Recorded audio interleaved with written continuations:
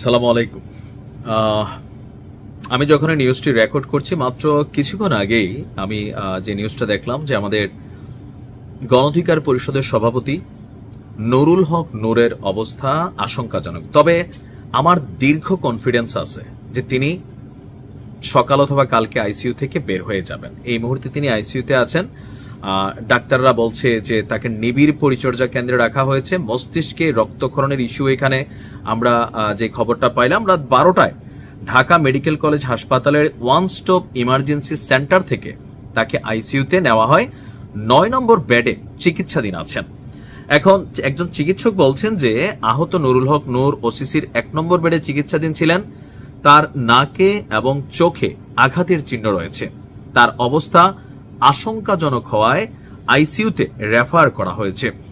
বর্তমানে তিনি আইসিইউর 9 নম্বর বেডে চিকিৎসাধীন আছেন। 48 ঘন্টা না গেলে তার ব্যাপারে কিছু বলা যাবে না। তো বিভিন্ন গণমাধ্যমে বিভিন্ন ধরনের বক্তব্য আমরা দেখতে পাচ্ছি। আর অপরদিকে আজকে সারা রাত যাবত আমরা দেখেছি বিভিন্ন রাজনৈতিক দলের যারা নেতৃত্ব আছেন, সরকারের বিভিন্ন যারা উচ্চ পর্যায়ের নেতারা আছেন তারাও কিন্তু আসছেন এবং কি এটা নিয়ে যার যার মতন করে এখানে বক্তব্য দিচ্ছেন। আর পাশাপাশি এই ঘটনায় জিএম কাদের সহ অনেকের বিরুদ্ধে গ্রেপ্তারি পরোয়ানার দাবির জন্য আপনার এক ধরনের পরিস্থিতি এখানে আমরা দেখছি তৈরি হচ্ছে। পাশাপাশি জাতীয় পার্টির রাজনীতি নিষিদ্ধ করণীয়, যে আওয়ামী লীগ জাতীয় পার্টির উপর ভর করে রাজনীতিতে কামব্যাক করতেছে। কারণ জাতীয় পার্টি যে অ্যাকশনটা দেখাইছে, এই জাতীয় পার্টি আসলে বাংলাদেশ চিন্তা না। তো সেই জায়গা থেকে অনেকে ভাবে যে না, এই জাতীয় পার্টি তো ছিল মাইট্টা সাপ। আমাদের এলাকায় মাইট্টা সাপ বলে, আপনাদের এলাকায় কি সাপ বলে জানি না। যে এটা শুয়ে থাকে, এটারে আপনি উষ্টা মারলেও এটা কিছু বলে না, এটারে আপনি গুতা দিলেও এটা লড়ে না, এক সাইড হয়ে কাইত হয়ে পড়ে থাকে। তো সেই জাতীয় পার্টি এখন মানে ফানক সাপের মতন ফুস করে, ইভেন অ্যাকশন করে, মারে, দৌড়ায়, ককটেল ফাটায়, পিটায়, এই মাথা থেকে ওই মাথা নেয়। তখন অনেকেরই ধারণা যে জাতীয় পার্টির নেতাকর্মীদের ভিতরে এখানে বেসিক্যালি আপনার আওয়ামী লীগের নেতাকর্মীরা ঢুকে গেছে। সো আওয়ামী লীগের ফেরার যে রাস্তা জাতীয় পার্টি হতে পারে তাদের গ্রিন সিগন্যাল হয়ে, যে আগামী নির্বাচনে জাতীয় পার্টি যদি ভোটে যায় তাহলে জাতীয় পার্টি আওয়ামী লীগের ভোটগুলো যদি পাইয়া যায় তাহলে সরকারের যেই বিরোধী দলটা তৈরি হবে আমাদের পার্লামেন্টে, সেটা হয়ে বসতে পারে জাতীয় পার্টি। আর যদি সেটা হয়, তারা যদি বাংলাদেশে অনেকগুলো আসন টাসন পাইয়া যায়, ভোট পেলে তো আসন পাবে, আওয়ামী লীগের ভোটগুলো যদি জাতীয় পার্টির ঘাড়ে চাইপা বসে বা নিতে পারে, স্বাভাবিক বাংলাদেশের জাতীয় পার্টি ইতিহাসের আমি জানি না যে মানে দলটা তৈরির পরে এত ভোট পাইছে কিনা বা এত আসন পাইছে কিনা, এরকম একটা সমীকরণ বদলাইতে পারে। যার কারণে অনেকেই কিন্তু জাতীয় পার্টির রাজনীতিকে নিষিদ্ধ করার পক্ষে, যদিও আইন আদালত সরকারের শেষ পর্যায়ে এসেও এই ধরনের কোনো পদক্ষেপ নেওয়া হয়নি। তো গণ অধিকার পরিষদের নেতারা যেভাবে জিএম কাদের ঠ্যাং ভাঙার কথা বলছিলেন, উল্টা এখন দেখেন ভিপি নূর ভাই নিজেই নাক মুখ ভাঙা আইসিইউতে আছেন। তো এই যে জিএম কাদের ঠ্যাং ভাঙতে গিয়ে নিজের নাক মুখ ভাঙা যাচ্ছে, এই যে ট্রান্সফরমেশনটা, এটা কিভাবে হচ্ছে, কারা করছে? ভিপি নূরকে যে মারছে, আমি দেখছি যে একটা ফুটেজ, এটা কি এআই না অরিজিনাল জানি না, লাল পোশাক পরা একজন ব্যক্তি একদম পিছনে আইসা ভাই মন মতো মারছে। এই ব্যক্তিটাকে আইন শৃঙ্খলা না, সিভিল ড্রেসে ছিলেন। এখানে অনেক কিছুই ঘটতে পারে।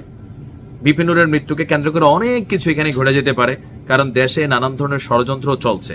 তবে আমার মনে হয় বিপিনুর সহ যারা আছেন, বিশেষ করে গণ অধিকার পরিষদের নেতারা, ওনাদের আবার একটা অভ্যাস আছে, যত বড় মুখ না তত বড় কথা কিন্তু তারা বলে। ইভেন তাদেরকে নিয়ে সাধারণ মানুষের যদি অভিব্যক্তি আপনি দেখেন, হ্যাঁ দেখেন এদেশে ল্যাংটা বাবারও অনুসারী আছে, ওইটা আলাদা। তো এক সময় তাদেরকে যারা গড়া তুলছিল, লাইক সাংবাদিক ইলিয়াস ভাইরা, পিনাকি দ্বারা বা বিএনপি জামাতরা, তারা কিন্তু এখন এদেরকে সাইড দেয় না। এদের দলের আবার কেউ নাম করছে বিকাশ পার্টি, 6 জনের দল, এটা সেটা। তো এগুলো থেকে হয়েছে কি, তাদের যে জনসমর্থন সেটা কিন্তু হারাই ফেলছে। তো হারানোর ফলে জাতীয় পার্টির সাথে টেক্কা নেওয়া, এটা আসলে এখন একটু কঠিন। কেন? জাতীয় পার্টির পিছনে কিন্তু আওয়ামী লীগ আছে, এটাও হয়তো বাস্তব। তো সেই জায়গা থেকে আগামী দিনে আবার ধরুন আইন শৃঙ্খলা বাহিনীকে নিয়ে, যে মাইকটা খাওয়ার আগে ভিপি নুরুল হক নূর কি বক্তব্যটা দিছে, এই আইন শৃঙ্খলা বাহিনীকে নিয়ে আমার পরবর্তী ভিডিওতে দেখাচ্ছি। তো নূর ভাইয়েরও উচিত, তখনকার পুলিশ নিয়ে বলছেন পুলিশ বৈশা বৈশা রং দেখছে, কারণ এটা শেখ হাসিনার পুলিশ ছিল, আমরা ধরে নিচ্ছি তারা করাপ্টেড ছিল, ফেসিস্টের সহযোগী ছিল। এখনকার যারা আছে তারা কিন্তু ডক্টর ইউনূসের সহযোগী, সততার সহযোগী, ন্যায়নিষ্ঠার সহযোগী। হ্যাঁ, জুলাই অভ্যুত্থান পরবর্তী পুলিশ কিন্তু আস্তে আস্তে পুলিশ শক্তিশালী হচ্ছে। মাঠে সেনাবাহিনী আছে ভাই, বন্দুকওয়ালা, ওমকরে পাহারা দিয়ে আটকাইতে পারবেন না, এই ধরনের বক্তব্য লাগে। তো তারাও তো মানুষ। তো জিদ উঠলে ভাই জিদ তো জিদই থাকে না, যে মেজাজ গরম হলে মাতৃভাষা না গাইলে শান্তি হয় না, আর হাতে লাঠি থাকলে না পিটে মজা পাওয়া যায় না। সো আপনিও বক্তব্য দেওয়ার সময় এমন কোনো বক্তব্য দিবেন না যেটা এই যে কি বলা হয়, কোনো রাষ্ট্রীয় বাহিনী অথবা কোনো দলকে এভাবে উস্কায়। ফারুক ভাইয়ের সেই মায়ের কথা নিশ্চয় আপনার খেয়াল আছে, জুলাই যোদ্ধারা কিভাবে দৌড়াই ওনারে মারছিল। তা আমার মনে হয় যে আওয়ামী লীগের আমলে এতটা ব্লাডেড হয়েছে কিনা, একবার হয়েছিল হাত টাত ভাঙা, তিনি ছিলেন হাসপাতালে, পরে দেখছি এটাও খুব মানে রিয়াকশন হয়েছিল। আওয়ামী লীগ সরকারের সময় কিন্তু এটা বড় বিচার হয়েছিল। তো যাই হোক, আমরা দোয়া করি আল্লাহ যেন নূর ভাই নূরকে আমাদের মধ্যে ফিরিয়ে দেন, তাকে সুস্থ করে আনেন, আর রাজনীতির মাঠে আবারও তার সাথে হয়তো আমাদের তার বক্তব্য শোনা হবে। ভালো থাকুন।